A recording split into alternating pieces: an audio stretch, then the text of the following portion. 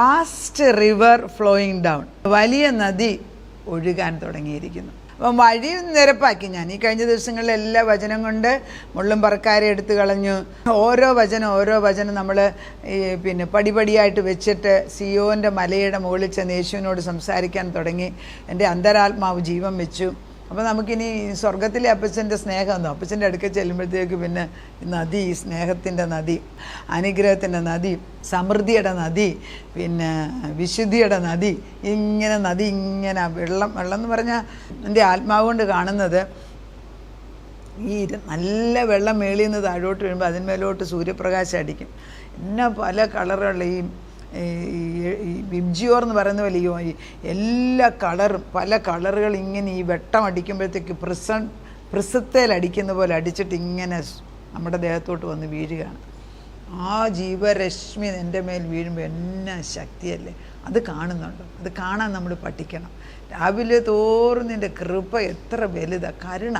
ആ ഒരു പ്രകാശം എൻ്റെ മേൽ വീഴുന്നിടം വരെ യേശുവിന് മുമ്പിലേക്ക്. അതിനാ ഞാൻ പറയുന്നത്, എവിടെയാണേലും, ഏത് മുറിയിലായിട്ട് നിങ്ങൾ എവിടെയാണേലും ഒരല്പനേരം മൗനമായിട്ട് യേശുവിൻ്റെ മുമ്പിൽ എക്സ്ചേഞ്ച് കൊടുക്കണം. കർത്താവേ, എൻ്റെ എല്ലാ ചിന്തയും രാവിലെ അങ്ങോട്ട് തരിക, പകരം നിൻ്റെ ചിന്ത. അപ്പോൾ ഈ നദി ഇങ്ങനെ ഒഴുകിക്കൊണ്ടിരിക്കുക.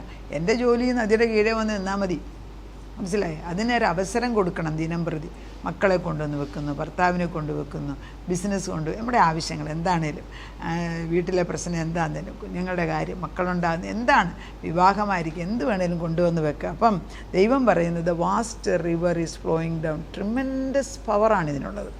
അത് നമ്മൾ ഈ വെള്ളം ഇങ്ങനെ മുകളിലോട്ട് ഒഴുകുന്നത്, ഇനി എൻ്റെ ജോലി ഈ വെള്ളം ഇതിങ്ങനെ മുകളിൽ നിന്ന് ഒഴുകുന്നത്, അതിൻ്റെ ശക്തി വലുതും. അതിൻ്റെ പെരുവെള്ളത്തിൻ്റെ ഇരച്ചിൽ പോലെ എനിക്ക് ശബ്ദം കേൾക്കാം. എൻ്റെ ഒരേ ഒരു ജോലി എൻ്റെ വീട്ടിലേക്ക് ഒരു ചാല് വെട്ടണം, അത്രയേ ഉള്ളൂ.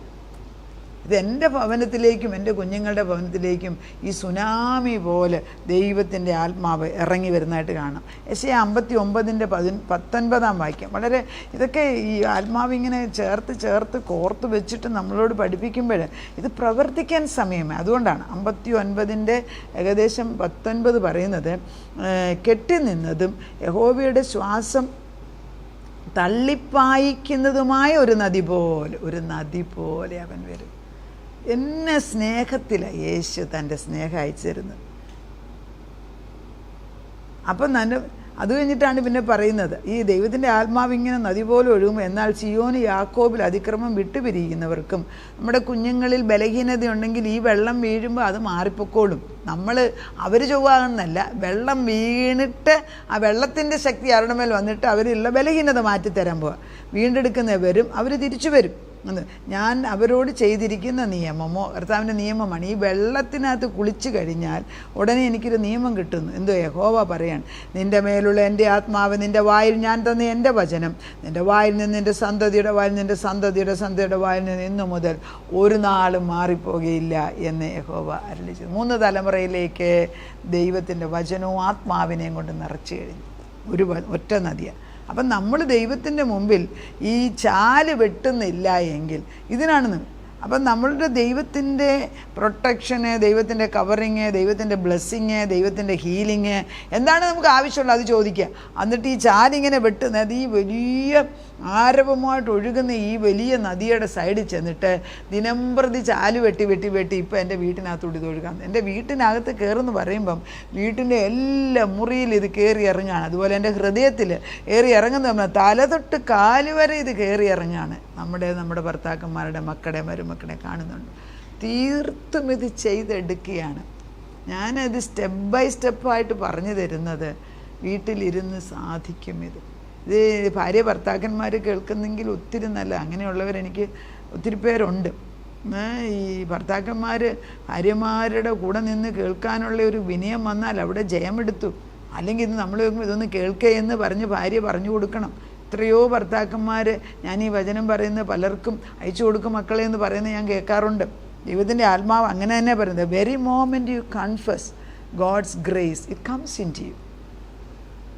എൻ്റെ മൗത്താണ്, എൻ്റെ നാവാണ് സ്റ്റിയറിംഗ് വീൽ, എൻ്റെ നാവാണ് നദി വിട്ടത്. മനസ്സിലായോ? അതിന് വലിയ പാടൊന്നുമില്ല.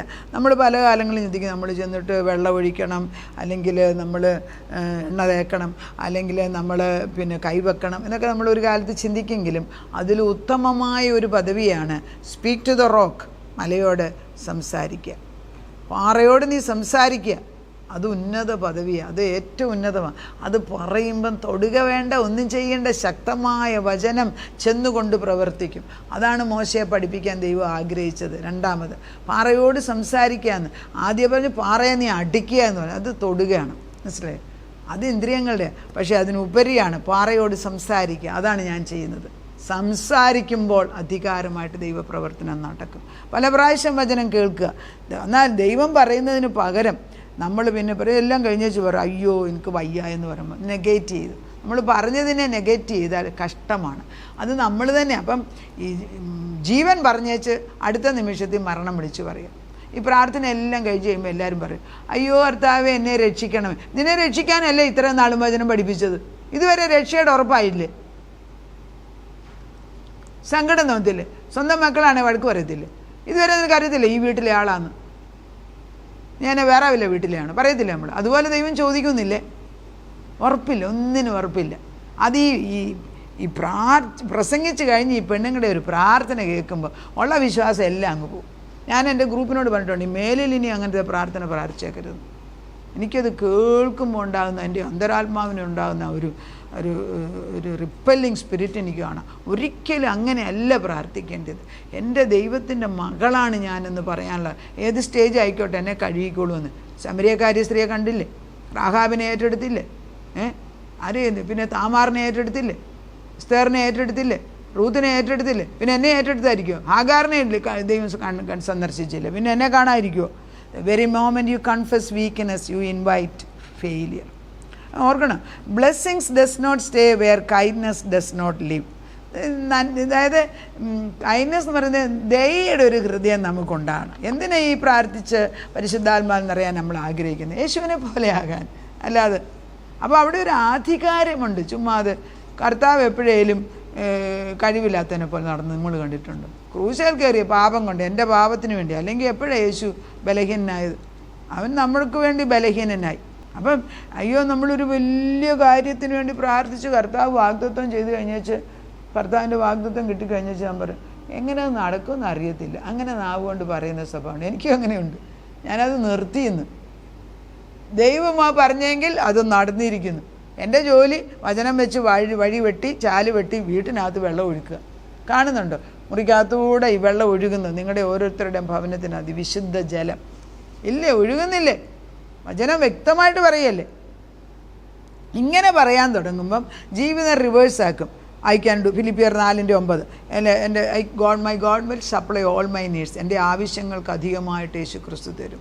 എന്നിലുള്ള ദൈവം ഈ ലോകത്തിലുള്ള ശക്തിയെക്കാട്ടി വലുതാണ്. പിന്നെ ഉയരത്തിലുള്ളത് മാത്രം ഞാൻ ചിന്തിക്കുന്നു. നന്മയായതും ഗുണമേറിയതും സത്യമായതും ഘനമേറിയതും ചിന്തിക്കുന്നു. ഇങ്ങനെ ആത്മാവിൽ ഇത് ഫിലിപ്പിയർ 4:8 ഇങ്ങനെയുള്ള വാക്യങ്ങൾ ഫിലിപ്പിയർ 4 എടുത്ത് വായിക്കണം കേട്ടോ. ഇങ്ങനെ നന്മ പിന്നെ അങ്ങോട്ട് പറയാം. നന്മ തന്നെ വീട്ടിൽ അറിയാമെങ്കിൽ പാട്ടെടുത്ത് പാടിക്കൊണ്ടിരിക്കുക. ഇത് പാടാൻ വാഗൊണ്ട് പാടിയാലും ഇത് അന്തരാത്മാവിൽ ഉറക്കിച്ച് ഇത് ഒരു വൃക്ഷമാകുന്നിടം വരെ നിൽക്കണം. കൊളോഷ്യൻസ് 2:15 പറയുന്നു. കർത്താവ് പറയുന്നു നമുക്കെതിരായിട്ടുള്ള ദുഷ്ടൻ്റെ പ്രവർത്തനം എല്ലാം കർത്താവ് ക്രൂശിൽ തോൽപ്പിച്ച് കഴിഞ്ഞു. പിന്നെയും ഇത് വീണ്ടും പാപി മഹാഭാവി എന്നുള്ള സ്റ്റേജ് നിൽക്കുന്ന ആളുകളോട് പരിശുദ്ധാത്മാവ് പറയാണ്, നീ പ്രാർത്ഥന നിർത്തിയേച്ച് അല്പനേരം എൻ്റെ അടുക്ക വന്ന് എൻ്റെ വെളിച്ചത്തിലോട്ട് കയറും. എൻ്റെ രക്തം കൊണ്ട് നിന്നെ ഒന്നുകൂടെ ഒന്ന് കഴുകിയിട്ട് പൂർണ്ണമായിട്ട് നിൻ്റെ മകനാണെന്നുള്ള ബോധം, എൻ്റെ മകനാണെന്നുള്ള ബോധം ആദ്യമേ ഉണ്ടാകട്ടെ എന്ന് ദൈവത്തിൻ്റെ ആത്മാവ് പറയുന്നു. അങ്ങനെ തന്നെയാണ് വളരെ ശക്തിയായിട്ട് പറയുന്നത്. എന്നോട് പറയാൻ ദൈവത്തിൻ്റെ ആത്മാവ് നമ്മളോട് കൊളോഷ്യൻസ് 2 ഇതൊക്കെ നമ്മളോട് ദൈവം സംസാരിക്കുമ്പോൾ ആത്മാവിന് തീ കത്തുകയാണ്. അല്ലേ? പൗലോസ് പറഞ്ഞു. പൗലോസ് ഇപ്പോൾ ജീവിച്ചിരുന്നായിരുന്നെങ്കിൽ എന്നോട് വന്ന് പറഞ്ഞോ മോളെ എന്ന് പറയും. കാരണം എന്താ? ഇത് വചനമാണ്. പൗലോസ് എഴുതിയതും കൂടെ ഞാൻ ഈ കൊളോഷ്യൻസ് നോക്കുന്നത്. 2-ാം അധ്യായത്തിൻ്റെ ഏകദേശം 15 ഇങ്ങനെയാണ് വായിക്കുന്നത്. 15 വളരെ പ്രധാനമാണ്. അതിക്രമങ്ങളൊക്കെയും 14 വായിക്കുന്നു. അതിക്രമങ്ങളൊക്കെയും നമ്മോട് ക്ഷമിച്ച ചട്ടങ്ങളാൽ നമുക്ക് വിരോധവും പ്രതികൂലവുമായിരുന്ന കൈയെഴുത്തെ മായിച്ച് ക്രൂശിൽ തറച്ച്. കണ്ടോ, എനിക്ക് എതിരായിട്ടുള്ള സകലം, ഞാൻ രോഗിയാണ്, എന്നെ കൊണ്ടൊന്നിനും കൊള്ളത്തില്ല, എൻ്റെ ഭർത്താവ് കൂടിയാണ്, എല്ലാം വലിച്ചു കീറുക. എല്ലാം അവിടെ കൊണ്ട് കൊടുക്കണം. 4 പേരോട് നിൻ്റെ ഭർത്താവിൻ്റെയും മക്കളുടെയും ബലഹീനത പറഞ്ഞു കഴിഞ്ഞാൽ അവരത് ഉറപ്പിക്കും. പിന്നെ അവർ പ്രാർത്ഥിക്കുന്നത് എങ്ങനെയാണെന്ന് ഞാൻ പറയും. അയ്യോ അവൻ കള്ളുകുടിയനാണേ, രക്ഷിക്കണേന്ന്. നിന്നോട് ആര് പറഞ്ഞു കള്ളുകുടിയൻ എന്നുള്ള അഡ്രസ്സ് ഇടാൻ? You understand what we are trying to do? അല്ല, അവൻ ദൈവപുത്രനാണ്, അവൻ തിരിച്ചു വരും എന്ന് പറഞ്ഞ് പ്രാർത്ഥിക്കുന്നത് കേട്ടിട്ടുണ്ട്. അവൻ ബലഹീനതയിൽ സഹതാപം എന്ന ആറ്റിറ്റ്യൂഡിൽ ഈ മറ്റുള്ളവർ പ്രാർത്ഥിക്കുന്ന എല്ലാം തെറ്റാണ്. ആത്മാവിൻ്റെ ശക്തിയിൽ പ്രാർത്ഥിക്കുമ്പം ഇതിൻ്റെ വെളിച്ചം തിരിച്ചറിയാൻ സാധിക്കും. അതുകൊണ്ടാണ് പറയുന്നത്, കർത്താവ് ചെയ്തത് വിളിച്ചു പറയുക. അതിക്രമങ്ങളൊക്കെ നമ്മോട് ക്ഷമിച്ച ചട്ടങ്ങളാൽ നമുക്ക് വിരോധവും പ്രതികൂലവുമായിരിക്കുന്ന കൈയെഴുത്ത് മായിച്ച് ക്രൂശിൽ തറച്ച് നടുവിൽ നിന്ന് നീക്കിക്കളഞ്ഞു. വാഴ്ചകളെയും അധികാരങ്ങളെയും ആയുധവർഗം വെപ്പിച്ച് ക്രൂശിൽ അവരുടെ മേൽ ജയോത്സവം കൊണ്ടാടി അവരെ പരസ്യമായി കാഴ്ചയാക്കി. അവൻ്റെ ആയുധം പോലും ഇല്ലാതാക്കി. നമ്മൾ നോക്കണം, നമ്മളെ ഇതുവരെ ഉപദ്രവിച്ച ശത്രുവിൻ്റെ കഴുത്തേൽ കർത്താവിൻ്റെ കാല് ചവിട്ടിക്കഴിഞ്ഞെന്ന് അത് കണ്ടിട്ട് അത് വിളിച്ചു പറയാനുള്ള കഴിവെങ്കിൽ നമുക്ക് വേണ്ടേ. അതുകൊണ്ടാണ് പിന്നെ പറയുന്ന വാക്യം കൊളോഷ്യൻ 2:19 ഇങ്ങനെ പറയുന്നു, തലയായവന് നല്ല ശരീരം മുഴുവൻ സന്ധികളാലും ഞരമ്പുകളാലും ചൈതന്യം പ്രാപിച്ചു ഏകീഭവിച്ചും ദൈവികമായ വളർച്ച എന്ന് പറഞ്ഞാൽ ജീവനുള്ള വൃക്ഷമായി മാറിയെന്ന് പറയുന്നു. വചനമെടുത്ത് ഭക്ഷിച്ചു വചനത്തിൻ്റെ ഫലം അനുഭവിക്കുക. വെളിപ്പാടിൻ്റെ 12:10 നിങ്ങളെങ്ങനെ നിനക്കെതിരായിട്ട് ശത്രു എല്ലാ സമയം സദാസമയം ചുറ്റം പറഞ്ഞുകൊണ്ടിരിക്കുമ്പോൾ ദൈവത്തിൻ്റെ പരിശുദ്ധാത്മാവ് പറയുക, നീ എൻ്റെ അടുക്ക വരിക,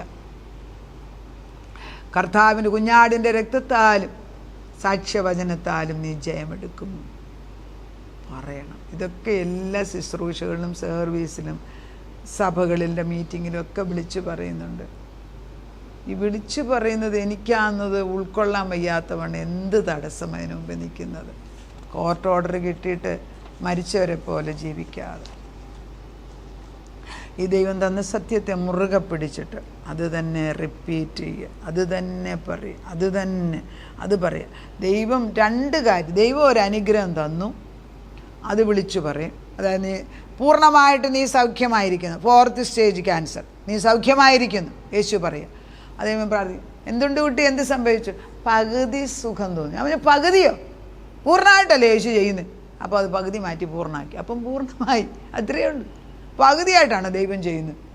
അത്യാവശ്യം എനിക്കിപ്പം നാളത്തേക്ക് നീക്കി വെട്ടാൻ വയ്യാത്ത സിറ്റുവേഷനാണ് ഇത് പൂർണ്ണമായിട്ട് സൗഖ്യമായി. പിന്നെ പൂർണ്ണമായിട്ടെന്ന് പറയുമ്പോഴാണ് ബലം. ആ പൂർണ്ണതയുടെ ആത്മാവിൻ്റെ നദിയാണ് പിന്നെ എനിക്കൂടെ ഒഴുകേണ്ടത്. അവനൊരു സൂചിയുടെ ഇട പോലും ദുഷ്ടന് കൊടുക്കരുത്, സൂചിയുടെ ഇട പോലും. ഞാൻ പറയുന്നത് നിങ്ങൾ മനസ്സിലാക്കുന്നെന്ന് വിശ്വസിക്കുന്നു. ദൈവത്തിൻ്റെ പരിശുദ്ധ ആത്മാവ് നമ്മുടെ കൂടെ വന്ന് നിൽക്കുകയാണ്. അത് ഞാൻ തന്നെ പറയുന്നത്, ഞാൻ നെഗേറ്റ് ചെയ്യല്ലേ. ഇപ്പം ഞാനിത് പറയുമ്പം ബുക്ക് ഓഫ് റിമംബറൻസ് തുറന്നു കഴിഞ്ഞു. എന്നിട്ട് കർത്താവ് ഞാൻ പറയുന്ന എല്ലാം എഴുതി വെച്ചിട്ടുണ്ട്. ഞാൻ പറയുന്നത് ഒട്ടും അസത്യമല്ല. കാരണം എനിക്ക് കാണാൻ സാധിക്കും. ഞാൻ ഓരോരുത്തരുടെയും വിഷയം എടുത്ത് പ്രാർത്ഥിക്കുമ്പോഴും നമ്മുടെ വിഷയം കർത്താവ് വന്നിട്ട് ഗോൾഡൻ പെന്നുകൊണ്ട് എഴുതി വെക്കും. കാരണം നമ്മൾ ദൈവത്തിൻ്റെ മക്കളല്ലേ. എന്നിട്ട് അത് യേശു മറക്കുന്നില്ല, നമ്മൾ പറഞ്ഞാലും. പക്ഷേ യേശു ചെയ്യുന്നതിനെ നെഗേറ്റ് ചെയ്ത് നമ്മുടെ വലിയ വിനയം കാണിക്കുക. അയ്യോ ഞാൻ മഹാഭാവിയാണ്, ഞാൻ കൃമിയാണ്, അങ്ങനെയാണ് യേശു നിന്നെ കണ്ടത്. ഇച്ചിരി മുമ്പ് യേശുവിൻ്റെ തേജസ് എൻ്റെ മുഖത്ത് വീണിട്ട് ഞാൻ യേശുവിൻ്റെ മുഖത്തിൻ്റെ റിഫ്ലക്ഷൻ മോശയ്ക്ക് പഴയ നിയമത്തിൽ കൊടുത്തെങ്കിൽ പുതിയ നിയമത്തിൽ പരിശുദ്ധാത്മ എന്നിൽ വസിക്കുന്നുവെങ്കിൽ അതിൻ്റെ ചൈതന്യത്തിൽ ജീവിക്കാൻ പഠിക്കുക. ദൈവം അത് തരും. നമുക്ക് പ്രാർത്ഥിക്കാം. നാഥ, നിൻ്റെ മുൻപിലേക്ക് ഓടി കടന്നു വരുമ്പോൾ എത്ര ഒരു വചനത്തെ എങ്ങോട്ടെല്ലാം വന്ന് ഞങ്ങളെ കൊണ്ടുപോകുന്നു. ഈ ഒരു വചനത്തിൽ നിന്ന് ഒരു വൃക്ഷത്തിന് ശാഖ ഉണ്ടാകുന്നത് പോലെ ഓരോ ശാഖ ഉണ്ടാകുന്നതിൽ ഊത്തുലഞ്ഞിട്ട് അതേന്ന് ഫലം കായ്ച്ചിട്ട് അത് നിറഞ്ഞു വീഴുകയാണ്. ആരെങ്കിലും ഇതൊന്ന് എടുത്ത് ഭക്ഷിച്ചാൽ കൊള്ളാമെന്ന് യേശു ആഗ്രഹിക്കുക. അതാണല്ലോ നന്മതിന്മയുടേത് മാറിയച്ച് ജീവവൃക്ഷത്തിൻ്റെ ചുവട്ടിലാണ് ഞാൻ നിൽക്കുന്നത് എങ്കിൽ എന്തിനാ ഞാൻ നന്മതിന്മയുടെ വൃക്ഷത്തിൻ്റെ ചുവട്ടിൽ പോയി ആ വേണ്ടാത്തത് എടുക്കുന്നത്? രാവിലെ തൊട്ട് രാത്രി വരെ പട്ടി ചന്തയ്ക്ക് പോകുന്ന പോലെ പോവുകയാണ് പലരും. എന്നാൽ നിൻ്റെ ജീവവൃക്ഷത്തിൻ്റെ ചുവട്ടിലെല്ലാം ഉണ്ടെന്ന് പറഞ്ഞാലും അല്പനേരം നിൻ്റെ മുമ്പിൽ വന്ന് ഇരിക്കാതെ ഓട്ടം തന്നെ ഓട്ടമാണ്. ക്യാപ്റ്റിവിറ്റി ഓഫ് ആക്ടിവിറ്റീസ്, അനേക കാര്യങ്ങൾ ചെയ്ത്, അല്ല അത്തിവൃക്ഷത്തിന്മേൽ പല ഇല നിറഞ്ഞങ്ങ് നിപ്പുണ്ട്, ഒരൊറ്റ കായില്ല കർത്താവേ, വേരോട് പാരിച്ച് ദൂരെ കളയപ്പിച്ച, എന്നിട്ട് പുതിയ വൃക്ഷം നട്ടു വെക്ക്. ഈ ദൈവത്തിൻ്റെ പരിശുദ്ധ കുറേയൊക്കെ ആക്ടിവിറ്റീസൊക്കെ ഒന്ന് നിർത്തിവെച്ചേച്ച് ആത്മാവിൻ്റെ ചൈതന്യത്തിലേക്ക് കയറാനുള്ള തീഷ്ണത ഈ കേൾക്കുന്ന അനേക മക്കൾക്ക് കൊടുക്കണമേ. എനിക്കും തരണേ അപ്പച്ച. നിൻ്റെ ആത്മാവിൽ നിന്നുകൊണ്ട് മാത്രം പ്രവർത്തിക്കാനുള്ള കൃപയുണ്ടാകട്ടെ. അനേക മക്കൾക്ക് ഇതൊരു വെളിച്ചമായിട്ട് വഴി വെട്ടിക്കൊടുത്തതിന് സ്തോത്രം. നിൻ്റെ ആത്മാവ് ഞങ്ങളെ വചനത്തിൽ കൂടെ സന്ദർശിച്ചുകൊണ്ടേയിരിക്കുന്നതിന് നന്ദി. നിൻ്റെ വചനം നീ തന്നെ ആകയാൽ, ജീവവചനം ദൈവം യേശു തന്നെ ആകയാൽ, നിൻ്റെ വചനം കൊണ്ട് ഞങ്ങളെ നിറയ്ക്കുമ്പോൾ നിന്നെ തന്നെയാണ്. നിന്നെക്കൊണ്ട് ഞങ്ങളെ നിറയ്ക്കുമ്പോൾ ഞങ്ങളിലുള്ള ബലഹീനതകൾ അഴിഞ്ഞു പോകുന്നു. ഇതിൻ്റെ ജീവശ്വാസം ഞങ്ങളുടെ മേൽ ഊതിയപ്പോൾ പുതിയ ജീവനെ തന്നിട്ട് ഇന്നത്തേക്കുള്ള ജീവൻ ഇന്ന് തന്നതിന് നന്ദി. ഞാൻ ചെയ്യാൻ പോകുന്ന സകലത്തിന് നിൻ്റെ സാന്നിധ്യം കൊണ്ട് നിറച്ചിരിക്കുന്നു. പ്രാർത്ഥന കേട്ട് ഉത്തരം തന്ന ദൈവത്തിന് നന്ദി. യേശു ക്രിസ്തുവിൻ്റെ പുണ്യനാമത്തിൽ തന്നെ ആമേൻ.